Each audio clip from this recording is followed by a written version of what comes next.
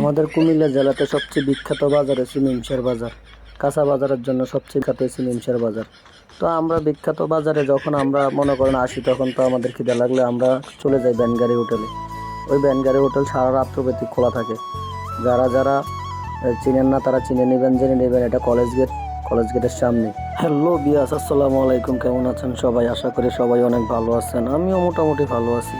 আর ভালো আছি বিধানে তো রাতের 1টা বাজে চলে আসছি আমাদের ওই কুমিল্লাতে সবচেয়ে বিখ্যাত যেই তরকারি বাজারটা, নিমসার। সবচেয়ে বিখ্যাত তরকারি বাজার নিমসারে চলে আসছি রাতের 1টা বাজে। আজকে আপনাদের জন্য নতুন একটা ভিডিও নিয়ে আসছি, যে ভিডিওটা হয়তো আপনারা কখনো দেখেন নাই। আর আমরা তো প্রত্যেক দিনে কত রকমের হোটেলে যাই, কত রকমের হোটেলে গিয়ে খানা খাই। কখনো কি ব্যানগাড়ি হোটেলে আমরা খানা খাইছি?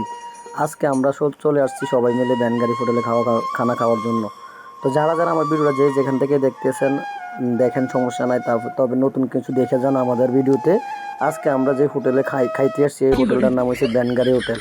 তা আমরা মনে করেন রাত্রে 1টা বাজে চলে আসছিলাম যখন মিমচের বাজারে। আসার পরে আমরা হঠাৎ করে আমাদের গাড়ি ডিস্টার্ব দেওয়ার কারণে আমরা একটা বিপদে পড়ে গেছি। ওই বিপদের কারণে আমরা ওই মিমচের বাজারে আটকে গেছি। তো এখানে আসার পরে রাত্রে 1টা বাজে দেখে আমাদের খুব খিদা লেগে গেছে। তো খিদার হোটেলটা না পাইলে এখানে আইসা পাইছি আমরা ব্যানগাড়ি হোটেল।